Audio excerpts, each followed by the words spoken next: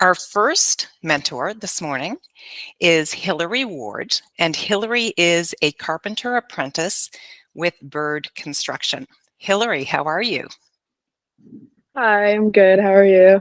Great, good to see you. Thanks for taking time away from your very, very busy workday to join us this morning. Yeah, no problem. So, Hilary, can you tell the students, first of all, you look like you're a student. You're very young. You are an apprentice, and we'll talk a little bit about what apprenticeship looks like. But can you tell the students a little bit about yourself and what your job is right now? I'm 20. I just finished the 2-year diploma program at NSCC, and my job is mostly or all commercial construction with Bird. I mostly work on like tilt-up sites, so I do like form work and a wide variety of things. I'm still like pretty new to it, so um, some days still I'm just like I don't know what I'm doing and I have somebody teaching me. So That's yeah. fantastic. And we want to share that sort of idea of what it is you're doing and what that means in terms of apprenticeship. And so you're a mentor this morning to these students, but in the same time, you're also continuing to be mentored. Is that correct? Yeah. Exactly. So you mentioned, okay, so you're on a job site, you're doing tilt up. I know what that means because I have family members who've done tilt up. And can you speak specifically, like give them an idea of what does that look like? What are you doing?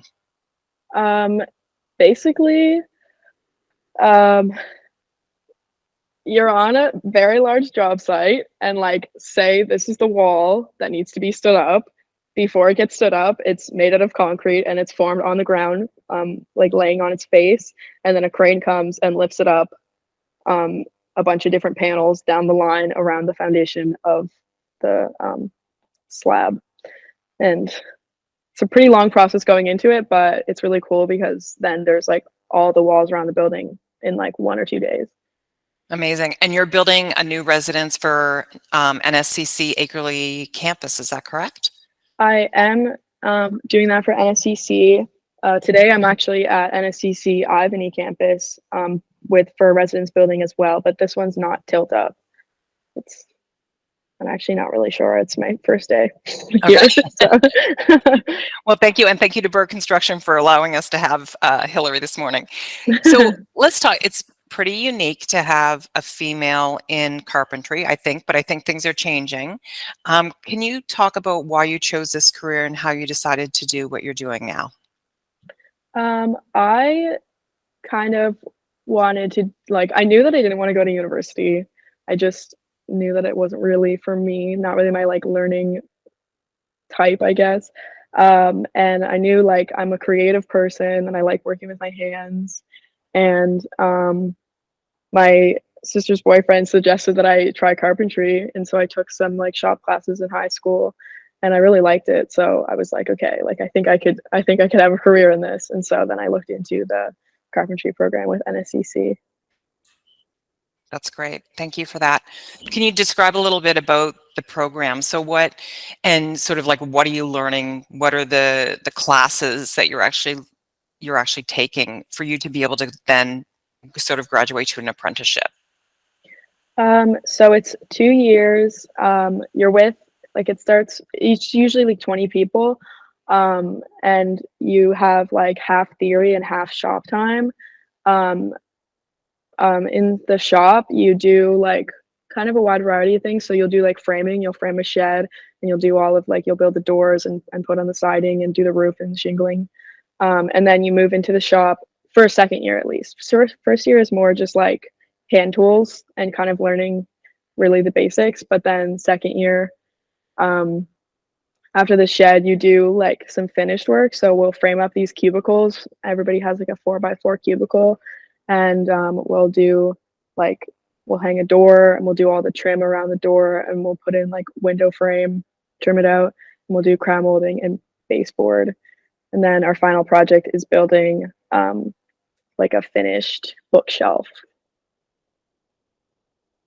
That's very cool. And you must have a great sense of accomplishment when you do that. Yeah, I really like seeing the finished product is really like rewarding. It's satisfying. I imagine. And I imagine when you're now working on something so substantial as a residence for students, that you must be very proud of that. Um, can you talk a little bit about the apprenticeship program? So how does that work?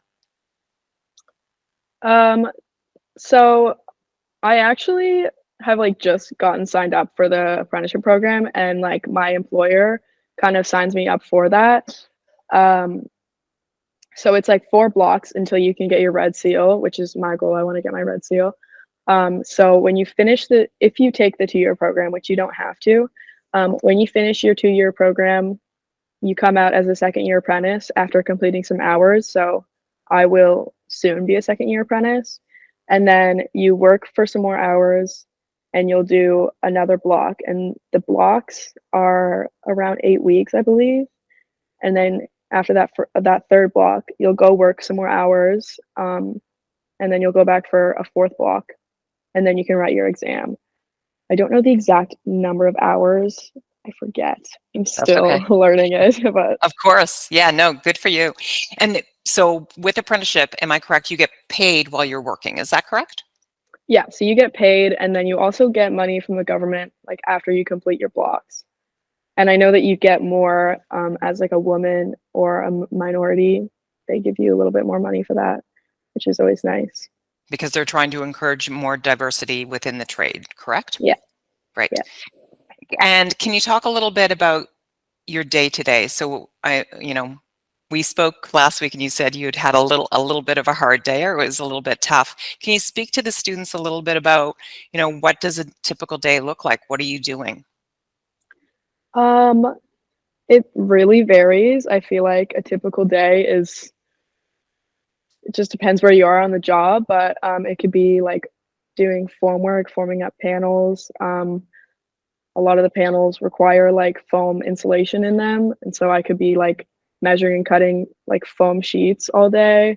Um, at the Akerley campus, we were installing a bunch of windows, and all of the windows need to have plywood around the inside opening, and then they need to have blue skin glued onto it and like smoothed out. So that's a lot of time and labor into that. And then like once the windows are in, we have to like spray foam everything. So I really like that aspect of my job where I'm pretty much doing something different every day because I know that I get bored easily. So that was another reason why I was like, carpentry might be good for me. That's great. And we've spoken to a lot of career mentors over the last month, and a lot of people in skilled trades say if that creativity side, if you're a creative person and you like to do something different every day, and it just, it's very busy because you're actually physically doing things that these might be a great future career for people with those inclinations. We talked a little bit when we started about transferable skills, and I didn't talk too much about this before and didn't give you time to prepare, but can you think of some of the skills that you have that really help you be successful in what you're doing today? Definitely communication is important in carpentry or construction because you're usually always working with somebody else and you need to be able to talk about what you're doing. Um, uh, hmm, communications one. Just like being personable and being able to work with your hands, being like physically able to do something also is Hmm. very important.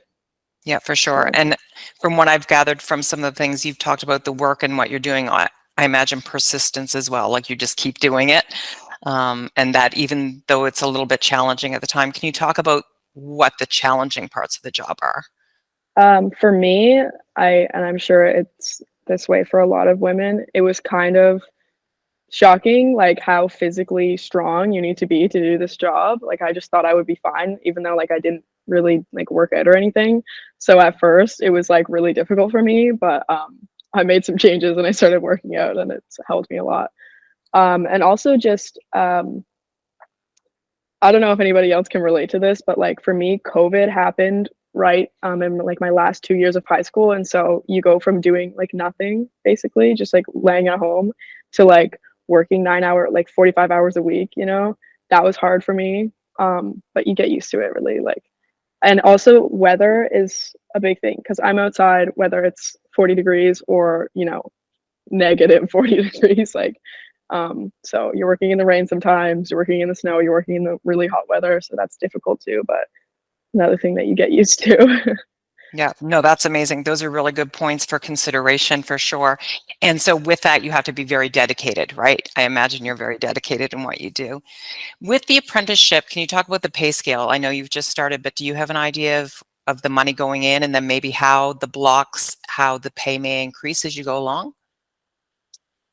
um, like how much you would get paid, like going into it.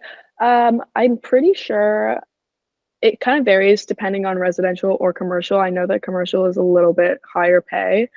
Um, for me, so I've been working with Bird since 2021, and I finished school and I make $20 an hour. But I know that a lot of people who are doing their work term now that are in my class and have pretty much just had like school experience, it's around like 18.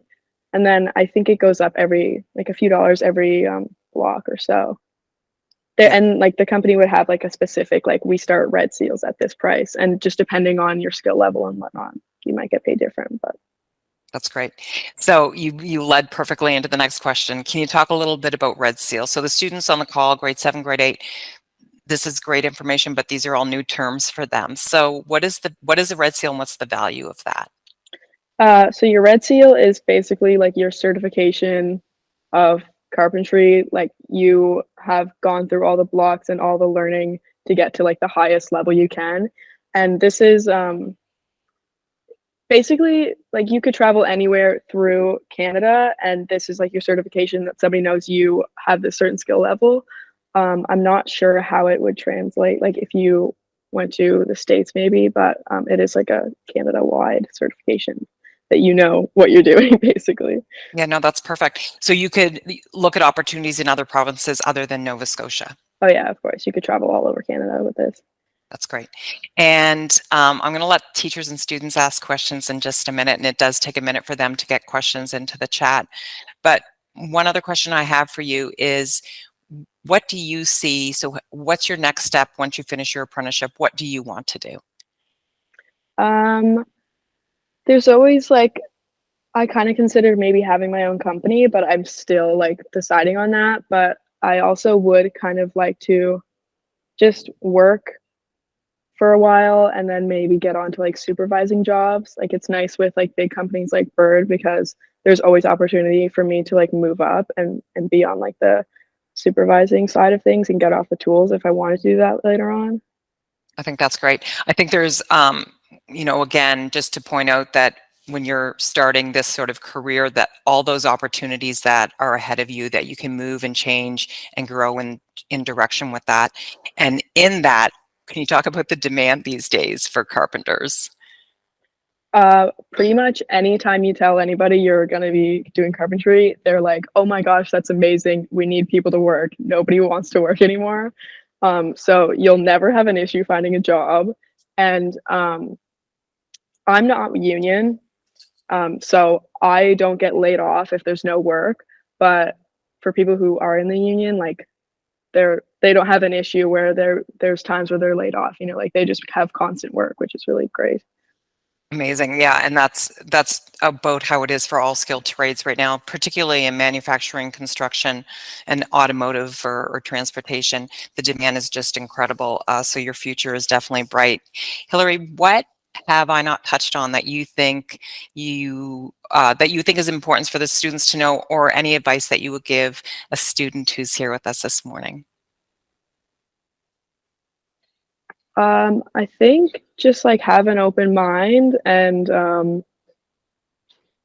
it might not be super easy going into it. I think it was definitely a little bit hard for me and I was like I doubted it a little bit, but you just have to like be consistent with it and like work hard and I think that it's a really good place to be. That's great. Yeah, stick to it, right? We do have a question. It says, "Hi there. I have a question from a student in grade 7. Is this job hard? So did you struggle in it and how?" So you just mentioned it was hard in the beginning. What in the beginning was difficult for you, Hilary? Mostly so I started in the summertime and I um I just found like the heat was very difficult to work in. Like it's pretty exhausting. And then also like doing form work, you're lugging heavy material, and I didn't really have the like body strength to do that well. But you get used to the weather, and like as long as you're consistent with work, like you get used to carrying heavy things also.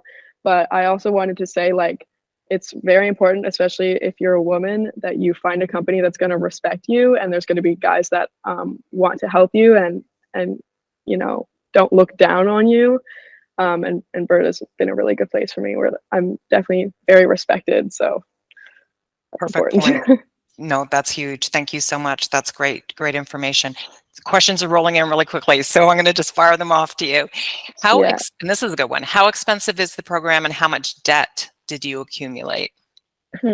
So I actually was able to pay for my schooling as I was going through it with my own money that I saved just from like working part-time jobs. Um, for I think it's 3,500 per year tuition, and then you have to buy like your own hand tools. You're provided with like power tools and stuff, so you don't have to do that. Um, but I want to say like my overall bill for the 2 years was probably around 10,000. Um, but there is a bunch of like grants and stuff that you can apply for, especially like as a woman or minority. I actually didn't apply for any. I should have, but I didn't. So you guys should do that. Great advice. That's perfect.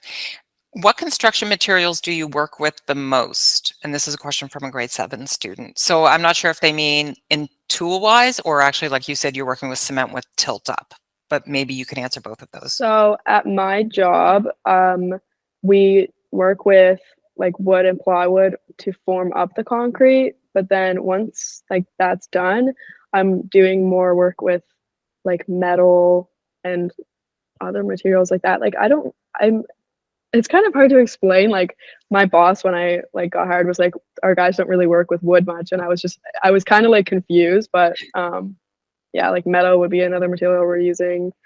Um, like I don't know, plastic, wood sometimes, but not like we're not framing houses out of wood. Isn't that interesting, right? Because immediately you think as a carpenter, that's what you're doing. So that's a really good point. Um, Someone mentioned, I've just missed the question. So you talked a little bit about this. As a female, do you feel accepted or treated the same on work sites? And you did mention that Bird is very equal opportunity minded, and you know that you're respected on the job site. Maybe speak to a little bit of what I don't know, in terms of your training, do they prepare you any differently for anything like that? Or is there anything else that you can add to that about being a woman on a site? Um, I don't think that like in how do I word this actually? On site, I don't feel like any less than the guys. I like Bird is very adamant that like, you know, we're not going to hire people that are going to be discriminatory. They're very good about that. But I think maybe some smaller residential companies maybe would be that way just because they don't have that like they're just maybe could be like small minded. I haven't had that experience. I've been really lucky, but you need to be able to stand up for yourself, um, and that's like really important. So Yeah, yeah. no, that's a good point. And you're like you said, you're working for a large corporation, and so you maybe just their ability to manage those things is a little stronger than with a smaller independent company. That's a great answer. From a grade 8 student, what is your biggest motivation for the trade? Um, I think it's just really like rewarding and satisfying for me to like be able to see the finished product, and that just really motivates me. Great. And our last question for this morning for you, Hilary, is also from a grade 7 student. Is your job fun? And I'm going to tag that with, you mentioned you like being creative, but what do you actually like every day when you come in? What gives you a great sense of Um, accomplishment? I mean, of course, my job is difficult sometimes, and like you know, work isn't always the greatest, but, like, I have to say, like, just the people really make it incredible. Like, I really like my coworkers, and they're just always making me laugh, so, that really brightens my day. That's a great answer. And that brings it back to that collaboration and teamwork, right? They're there Yeah, and you're yeah. there together. Hilary, it's been a pleasure having you here today. Thank you so much. And thank you again for Berg Construction allowing you to be part of this. And we wish you all the best and good luck for your future. Yeah, thank you.